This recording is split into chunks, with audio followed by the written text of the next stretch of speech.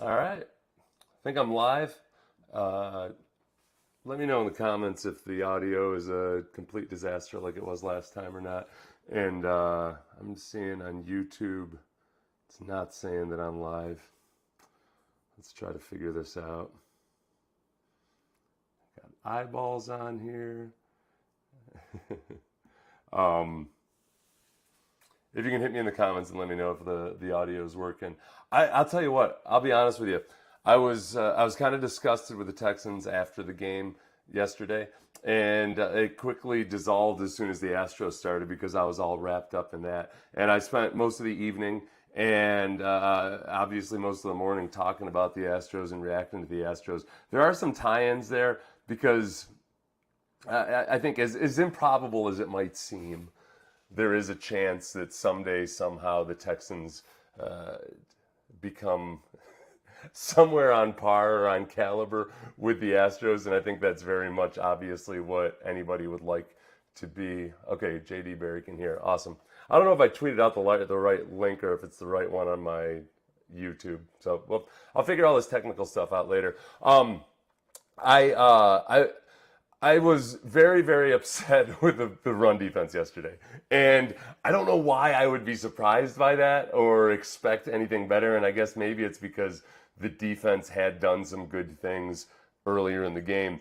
But by the fourth quarter, it was a lot of what we've already seen this year, which is guys getting shoved around, guys not playing their responsibilities, a whole lot of ugliness. So that was the disappointing part for me.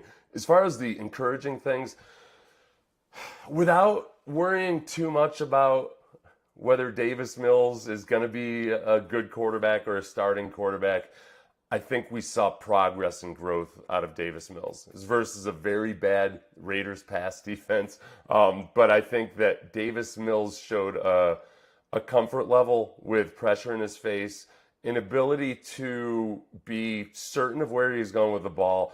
Part of that is wrapped up in holding on to the ball too long. But okay, good. You can Rick can hear as well. So some of that was holding on to the ball too long as well. But I think that he did show growth. I think that he's gonna be a better quarterback by the end of the year. I don't know if that's gonna be enough to dissuade the Texans from taking Bryce Young or somebody else, whomever they might end up liking. But I think he's at least going in the right direction against a really bad pass defense. The Raiders were really, really vanilla, and it was kind of easy to get the right reads beforehand. I think ultimately the biggest problem with Davis Mills was that by the fourth quarter, that really bad Raiders pass defense figured Davis Mills out. So when Duron Harmon kind of is just reading Davis Mills' eyes and knowing exactly when and where the ball is coming, that's something that still needs to be worked on. But in terms of what the product looked like yesterday compared to what it had been before, the Texans had been 29% on third downs. Yesterday, they were 60% on third downs. They were 9 of 15. So it just looked better. It was a more pleasurable watch. I'm just looking for not wanting to gouge my eyeballs out for most of the game. And I felt like Davis Mills made my eyeballs ungougeable for a little while. And that's progress in my eyes. Dameon Pierce he's the real deal. I think he's going to be fine in the NFL. I look forward to watching him for a long time to come. I know that I angered people on Twitter on Saturday by just throwing out there, hey, if somebody were to offer the same package for as Christian McCaffrey got from the 49ers, should you trade Dameon Pierce?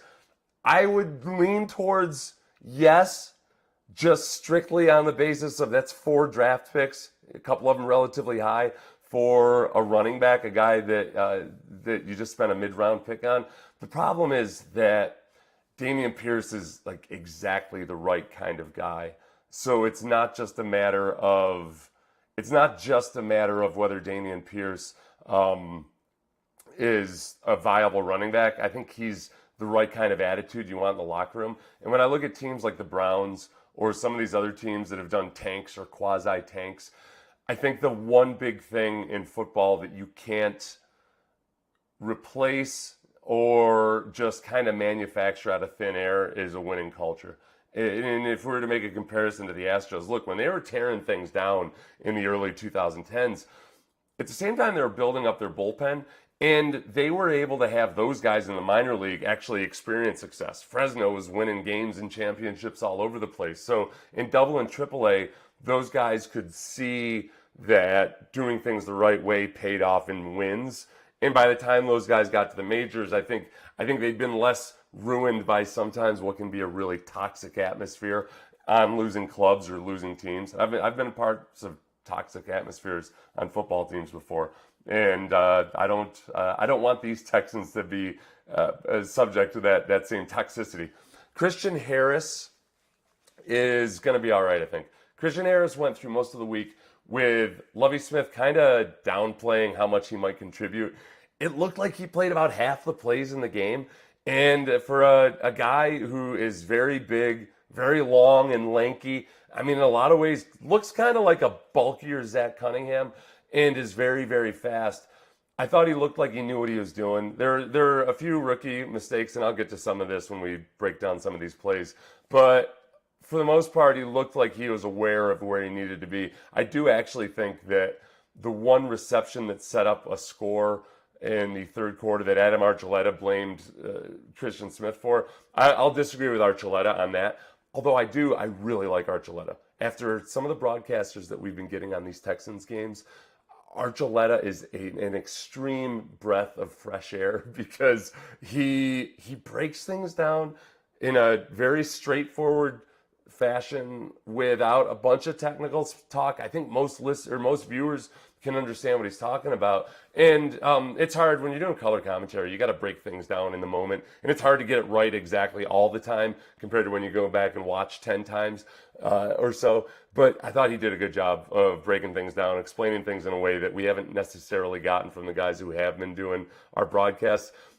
The Texans need to get good enough that as Adam Archuleta is recognized for being a good broadcaster, he won't get stuck on Texans games. I think that was more of a fact that I think he's a higher level of broadcaster. It's just that the Raiders are going to get a lot of views because they're the Raiders. So Dameon Pierce, going to be fine. Agumbawale, I said it.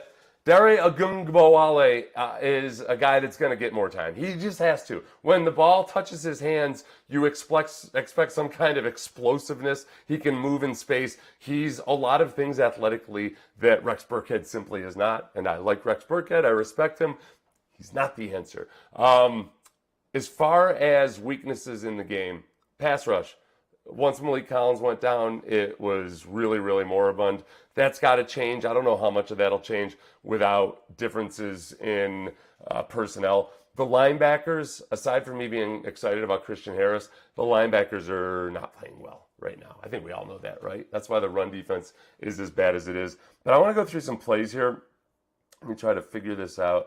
And just like real briefly do what, there we go.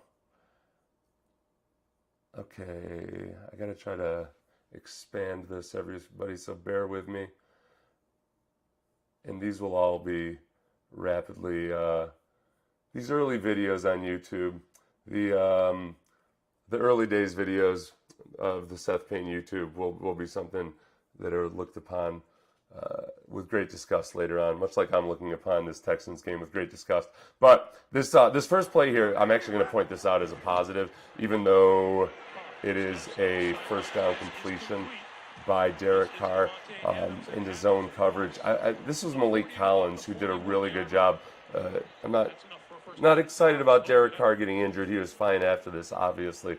We saw that. But Malik Collins, you're going to see here, comes around the edge very well and does something. He avoids getting fined. If you look at him, he's up at the top of your screen right now. He's on a game there. And look at this masterful. Hits him in the torso, lays off, doesn't lay his body weight on him because we know that's the worst crime a human being can commit in the NFL these days. But Malik Collins did a good job in this game.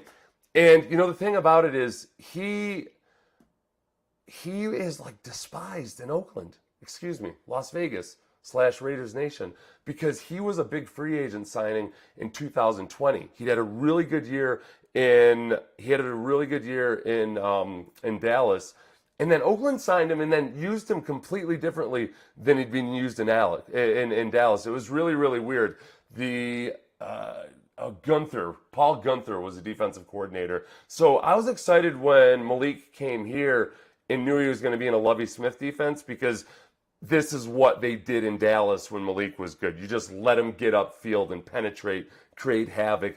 Don't worry too much about playing read and react. And I think he's done a good job with that. It's unfortunate that he's hurt. Hopefully it's not that big a deal. But the next play, this one was impressive by Davis Mills just because there's something that he's doing in play action here that I think was a little bit of improvisation that's hard to do for a young quarterback. It's going to be play action under center, which means he's going to have to turn his back to the line of scrimmage. So when a young quarterback turns his back to the line of scrimmage, he's blind, obviously. Think about this from Davis Mills' perspective right here. He doesn't know what's happening. He knew, though, that I think that a blitz was coming.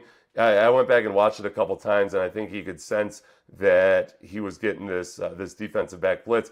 So when wheeling around and understanding where the gap in the defense was going to be and getting rid of the ball with pressure in his face by Max Crosby, yeah, the ball was a little bit high. I don't care. I thought that was a really nice play early on by Davis Mills. Nico Collins did a good job reeling that in. I think he's becoming somebody that we can trust more implicitly. Now this, kids, if you're watching, this is why Dameon Pierce is good. It's not because of his 40 time. It's not because of any extreme physical skill. Watch him. Like he can't help himself from keeping his feet churning all the time, including in midair. Watch this. He was churning his feet in midair like he was. You ever do the pool workouts where they have you run? He just never stops moving his feet. And he's talked about it when he feels pressure. Somebody has his leg wrapped up or something. He just fights it. The only thing I worry about with Dameon Pierce, honestly, is what's going to happen to him in the long run when he takes that much abuse. Hopefully the offensive line will get their acting gear and he'll stop being subject to so much abuse. This one here, twofold. Here, I just told you how Malik Collins could have been a key to this game. The pass rush completely stopped in the second part. On this screen, watch Malik Collins turn and run. This is key for stopping the screen, is having defensive linemen that are willing to bust their asses, chasing from behind. But then watch Steven Nelson, who, in a disturbing trend, was one of two defensive backs who laid the biggest hits in this game, him and Des King. It's got to stop being defensive backs that are making the biggest hits. But Des King, he does a 2-for-1 there. Unfortunately, he takes out Malik Collins, but my God, I'm just so impressed by this hit by Steven Nelson and his ability to just throw caution to the wind. That was good by Steven Nelson, good by Malik Collins, and frankly, we need Malik Collins to come back. Can't remember why I put this one in here. Oh, this is a Troy Hairston love. The Texans are using a fullback. Sometimes in the past, I feel like the Texans would use a fullback like Bill O'Brien would use a fullback, but not really understand what makes a good fullback. Troy Hairston, number 34 on the left of your screen, is a converted linebacker. He's never been a fullback before, at least in college or the NFL. And this is not going to look like a huge road grade type of block, but this is hard to do for linebackers converted to fullbacks, to learn how to block like this and spring a third and short. We saw a couple good things out of Harrison yesterday. I was skeptical of this formation. Hold on a second. Let me look it up. John Harris told me what he calls this. He calls this the Emery and Henry formation. I have no idea why. If somebody could explain that to me, that'd be awesome. But that's why he called it. We've seen this before.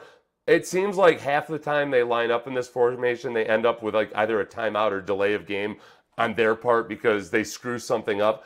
I'm going to give Pep Hamilton credit. They actually did a good job with this in this game. And what you do is you spread everything out here and you create a 3-blocker on really 2 defensive lineman type of situation where Dameon Pierce has all kinds of green grass to run. I'll credit Pep Hamilton for this play and for Dameon Pierce kind of understanding how to pick on that linebacker who had space and leverage against him. And then I just paused it here just so you could look at it. Oh, yeah. Oh, Derek Carr. I remember when this happened. This was the Mascots game where I I'm kind of wondering if you look at the size of these kids. So this is Derek Carr when he was in like middle school or JV or something. These mascots are grown men, and they waylaid poor little David. And I think this is what I've learned about mascots. They, like mailmen hate dogs, mascots counterintuitively fear and hate children because kids don't realize that mascots are actually humans under there. And they abuse the hell out of them at birthday parties and stuff. The kids abuse the mascots. So I feel like they felt like this was their chance to take it out on a kid. And unfortunately, Derek Carr, who didn't handle the blitz well at all on that, that was something that would plague him on through really his third or fourth year in the NFL. He got better at it. He's certainly good at it in this game. The Texans did blitz a little bit more than people would expect. This play was, okay, this is our first view of Christian Harris, or at least some people first noticed Christian Harris. He'd been out there playing. He's going to be number 48. He's lined up as the right inside linebacker here. And this is just a good play for him coming up, taking on a blocker in the hole. And Christian Kirksey, can't go wrong having two Christians as your inside linebackers. Scrapes over the top and makes the play. But I thought it was a really good example, and it was one of the first plays in the game where I saw Christian Harris and thought, like, oh, well, this is something new. This is a big dude that, frankly, takes on blocks better than Kamu Grugier-Hill. And this will be a little bit of a Christian Harris heavy sequence here, I think. Number 48 right there, dead center of your screen, right above the A in the Raiders logo. This is Christian Harris. He doesn't make the play on this play, but I want you to watch his hands and his physicality as he takes on a block and then kind of, watch the way he runs. He's a little wild and out of control, which I like. J.J. Watt was like that as a rookie because he's an eager kid who's super athletic and he wants to make a play. This is the play I was talking about earlier where we've got an issue here, and it's on the defensive line. On the broadcast, they pointed out Christian Harris as the problem here. I'm going to give Christian Harris a break. He's dead center in front of Derek Carr here, the inside linebacker. And as Derek Carr scrambles, yes, you hear Archuleta talking about it. Harris could have kept getting depth and made that a tougher throw right there. This is the problem, and this is something that's happened a couple times. I like this kid, so I don't want to make too big a deal out of it. But if you look over the left guard, the right defensive tackle, this is where Kurt Heinisch, he needs to learn this lesson. When he's running on this game, oh, whoop, no, this is a completely different play. I apologize to Kurt Heinisch on that. I was thinking of a different play there. So we'll get to it later. Let's see. Oh, Davis Mills just scrambling out of contact, avoiding, keeping his eyes downfield, and making a bullet of a pass, running to his left. I thought that was really, really good. And then this play here too, I think Archuleta was correct when he cut Davis Mills a little bit of slack because he throws this behind the target here. I believe it was Jordan Akins, right? But you can really see the safety was right in position there where it would have been difficult for Davis Mills to throw that and thread the needle without putting the ball in harm's way. So I'm going to cut Davis Mills some slack on the throw to Brevin Jordan, actually. And let's see, why did I do this one? Oh, this is just horrific run defense. This is when it started getting really bad. This is when your hero, Seth Payne, started having agita over a team that he knew couldn't defend the run, but at least I want them to fight somebody fair and square. Watch on the right side, defensive end, and Christian Harris here does another rookie thing where he just doesn't take on a block properly and double fills a gap. This is just real poor leverage all around. And it gets ugly from here on out. There are only a few good things that happen in the game after this. Okay, this is the play that I was talking about, where I want you to see the right defensive tackle over the left guard, Kurt Heinisch. Heinisch has a chance here. It's going to be an ET game. The right defensive end is going to slice inside, and then Kurt Heinisch is going to loop around to your left, his right, and he just goes too wide here, and it allows Derek Carr time to scramble. Heinisch, you got to understand, this is an easy sack. Like this is designed for you. That's an easy sack. You'd get your face on TV women would find you more attractive all of a sudden. It's an incredible thing that happens. It's a phenomenon that you won't believe. That's just way better than you're in Houston now. This is not South Bend. Okay, so take that sack. That's a play where I'll cut an excuse for Christian Harris because it never should have gotten to that point. It should have been a sack. Davis Mills, beautiful pass, understanding under pressure and under duress where Philip Dorsett was going to fit into the zone coverage. I liked that a lot. I liked it a very, very lot.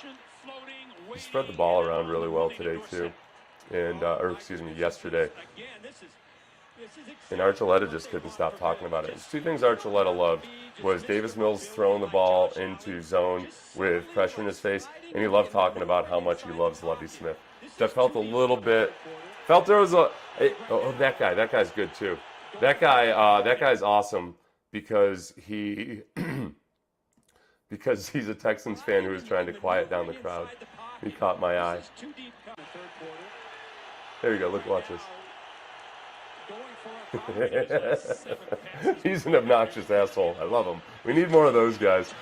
Steven Nelson, another defensive back with one of the best hits of the game. Our corners are the fiercest defenders on this team when it comes to physicality. This play, I thought that people were unfairly calling Lovie Smith's defense out for having Christian Harris on Devontae Adams. He's not on Devontae Adams. He's playing the hook curl here, and he's got to do a better job of understanding, okay, that's your spot. Be there. The ball is coming out. You've got a receiver in front of you. I don't care if it's a tight end or running back or Devontae Adams.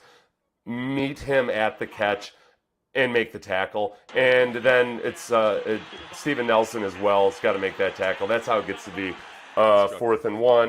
And then here's just a good example of how Lovie Smith's defense needs guys like Warren Sapp, Simeon Rice, guys that can get upfield and penetrate. They don't have those guys right now, and because of that, these guys, instead of penetrating, they're getting washed to an extreme degree. And you're going to see right here where not those guys. So watch. That's my voice.